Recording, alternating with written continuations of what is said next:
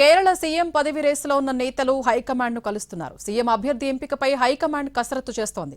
కాంగ్రెస్ అగ్రనాయకురాలు సోనియా గాంధీ నివాసానికి సీఎం రేసులో ఉన్న కేసీ వేణుగోపాల్, రమేష్ చెన్నితల వెళ్లారు.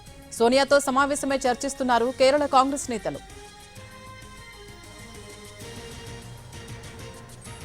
కేరళలో కాంగ్రెస్ కూటమి విజయం సాధించడంతో ముఖ్యమంత్రి పదవి ఎవరికి దక్కుతుందనే ఉత్కంఠ కొనసాగుతోంది.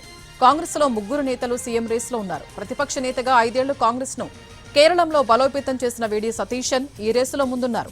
మరోవైపు ఏఐసీసీ ప్రధాన కార్యదర్శి కేసీ వేణుగోపాల్ పేరు కూడా గట్టిగానే వినిపిస్తోంది. వేణుగోపాల్ తనకు మద్దతు కూడగొట్టే ప్రయత్నాల్లో ఉన్నారు. మాజీ ప్రతిపక్ష నేత రమేష్ చెన్నితల కూడా తన సీనియారిటీని హైకమాండ్ విలువ ఇస్తుందని ఆశిస్తున్నారు.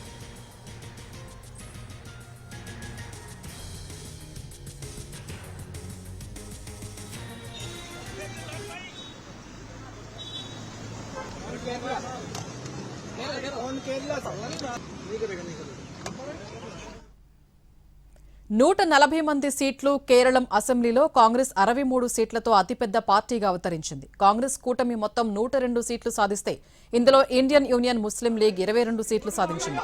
22 మంది ఎమ్మెల్యేల మద్దతు ఉన్న ఇండియన్ యూనియన్ ముస్లిం లీగ్ మద్దతు వీడి సతీశన్ కు లభించడంతో ఆయనకే ఎక్కువ అవకాశాలు ఉంటాయని ప్రచారం జరుగుతోంది.